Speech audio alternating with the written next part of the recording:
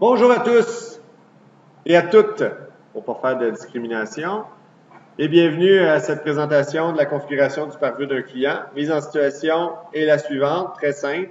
On veut pouvoir faire la gestion distante d'ordinateur client d'un domaine à partir du serveur. Ça pourrait être à partir d'un autre client, mais dans notre cas, on va faire la démonstration à partir du serveur. L'administrateur, ici, veut pouvoir faire la gestion à distance des éléments suivants à l'aide d'une MMC personnalisée. Journaux, événements, tâches planifiées et services. On va faire le tout avec une GPO, mais ce n'est pas la GPO qu'on va faire en premier, c'est la GPO qu'on va faire en dernier. Vous allez voir pourquoi. On va vous proposer une méthode de travail qui va vous assurer un fonctionnement réussite totale à tous les coups. Première chose, vous devez disposer d'un client et vous devez être administrateur local sur le client. Alors, j'ai ouvert une session préalable avec un administrateur du domaine pour être certain que je sois administrateur local sur le client. Alors, on travaille pour l'instant sur notre client et on va, sur notre client, aller modifier les règles de pare-feu. Dans le panneau de config, dans sécurité, on va aller accéder à notre pare-feu et on va tout de suite accéder aux règles avancées de pare-feu. Dans les règles de trafic entrant, il y a une somme de règles de trafic entrant qui vont être alors affichées. Je vais cliquer droit sur règles de trafic entrant pour configurer des nouvelles règles. Et j'ai des règles prédéfinies pour l'ensemble des besoins que j'ai déterminés tantôt. Alors, mes besoins, si je me rappelle bien, c'est journaux, événements, tâches planifiées et services. Alors, je vais dans mon client faire gestion à distance des journaux, des événements. Et je vais activer cette règle-là directement à partir de mon client. Je sais que le but final, c'est la GPO, là, mais je commence quand même avec mon client. Vous allez comprendre pourquoi dans pas long.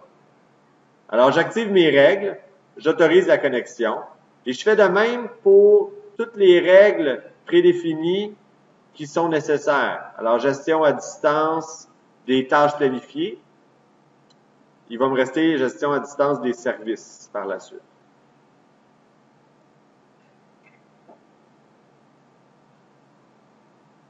Et finalement, la nouvelle règle qui est gestion des services à distance. Et voilà. Alors, c'est l'activation tout simplement de règles prédéfinies, très simples, qui vont me permettre d'accéder ou d'ouvrir mon pare-feu suffisamment pour pouvoir faire le travail. Une dernière règle que je vais ouvrir prédéfinie, c'est la gestion à distance de Windows, tout simplement. Ça peut être utile aussi. Alors, une fois que j'ai ouvert mes ports, une fois que j'ai ouvert mes règles, je vais faire un travail tout de suite qui va être de vérifier si les règles fonctionnent. Alors, à partir du serveur maintenant, je m'en vais dans mon serveur. Je vais me créer une MMC personnalisée. Donc, je tape MMC et je vais faire mes tests. Alors, je vais ajouter mes composants logiciels affichables pour pouvoir gérer les trucs dont il est question ici. Donc, on parle de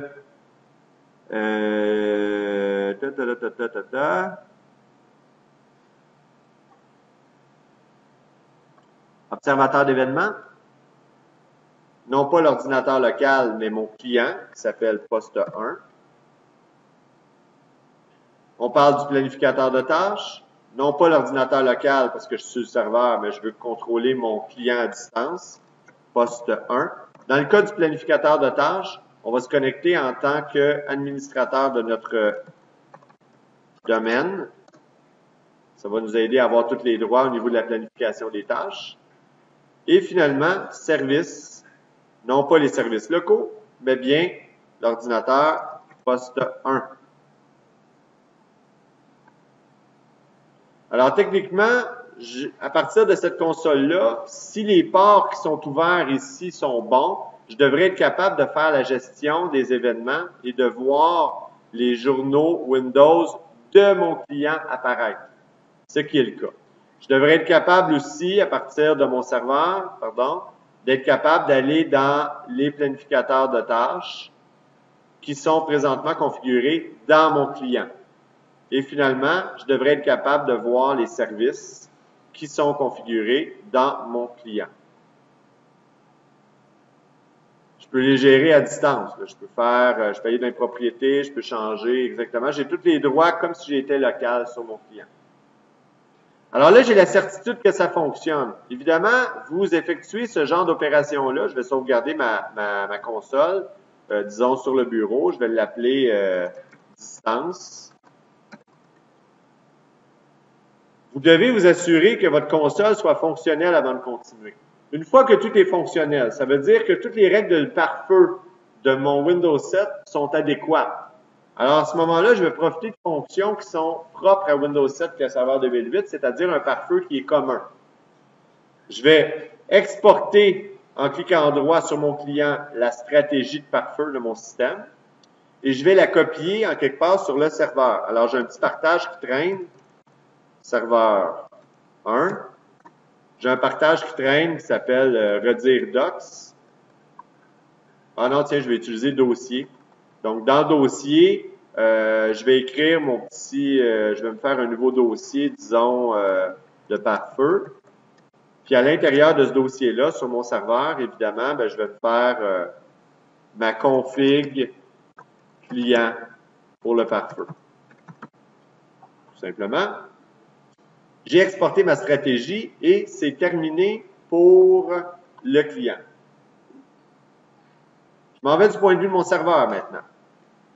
Qu'est-ce qu'on a à faire pour appliquer ça? Bien, on va devoir faire une GPO avec gestion des stratégies de groupe. On va appliquer une GPO directement à la racine d'esthétique pour qu'elle s'applique à tous les ordinateurs qui sont à l'intérieur du domaine. Alors, on va créer et on va lier un nouvel objet GPO qu'on va nommer affectueusement GPO de niveau ordinateur qui va faire en sorte que c'est le pare-feu avec l'accès à distance de configurer dedans. Ou même, je peux même mettre pare-feu client accès à distance pour mes clients Windows 7. Client Windows 7. Tiens, soyons précis. Une fois que ma GPO est créée, elle est vide, évidemment, je vais aller la modifier. Et là, la magie va s'opérer. Je vais me diriger dans stratégie du niveau ordinateur, évidemment, stratégie, paramètres Windows. À l'intérieur de paramètres Windows, je vais déployer paramètres de sécurité. Et je vais aller chercher dans le milieu pare-feu Windows avec fonction avancée de sécurité que je déploie pour pouvoir voir les différentes règles entrantes et sortantes. Voyez-vous là, c'est vraiment identique à ce qu'on voit sur le client. Je clique droit sur pare-feu Windows et je vais importer cette fois-là la stratégie que j'ai exportée auparavant à l'aide du client. Je vais chercher dans mes partages mon dossier. J'ai mis ça dans pare-feu. Je me suis fait une config qui s'appelle config client pare-feu. Je l'ai créé avec mon client. Je vais ouvrir. Et la stratégie est importée. C'est tout. Et là, je peux même analyser que toutes les règles de mon client ont été importées au complet dans ma GPO. Et à ce moment-là, ça me crée une GPO qui est très complexe, mais qui a été effectuée, qui a été construite à partir d'une configuration complète de pare-feu existante. Donc, ça facilite le travail. Et évidemment, la précision là, au niveau des paramètres du profil de domaine, c'est assez précis. Les règles de trafic entrant, il y en a une très grande quantité. C'est assez précis au niveau du rapport. J'ai pas besoin d'aller toutes les lire parce que je les ai vérifiées auparavant. Et là, j'ai juste à m'assurer que, effectivement, que ma GPO soit appliquée à mon client et ça devrait bien fonctionner. Pour ce faire, pour vérifier si c'est appliqué, j'ai tout simplement à aller chercher mon paramètre de pare-feu. Pardon. Je vais aller modifier mon pare-feu ici. Oui, merci. On me s'ouvre dans la salle les réponses et vous faites bien. Vieux prof. Trafic entrant. Ce que je peux faire, c'est tout prendre les règles de trafic entrant, puis je pourrais les supprimer, ces règles-là, sans problème. Je pourrais modifier les règles, puis ensuite de ça, appliquer. Je modifie mes règles volontairement et j'applique, je force l'application de ma GPO. Puis vous allez voir que les règles vont revenir automatiquement parce qu'elles auront été forcées par la GPO, tout simplement sur le client. Alors, je ne peux pas faire la démonstration ici parce que ça serait un peu long pour la vidéo, mais vous vous assurez que les règles soient forcées sur le client à la fin. Alors, c'est la manière dont on va construire des règles GPO pour configurer sur des clients. Et c'est la même chose sur des serveurs. Même chose, on fait la config de pare-feu sur le serveur. Quand elle est bonne, on exporte et on l'importe dans une GPO. C'est ça qu'on va appliquer. Sur les dizaines d'autres serveurs, ça va nous prendre 0 temps à appliquer parce que c'est les mêmes règles de pare-feu qui vont s'appliquer. Alors, on peut faire autant de GPO, autant de règles de pare-feu qu'on a de besoin d'accès à distance ou d'ouverture de port à effectuer. C'est des clients distants.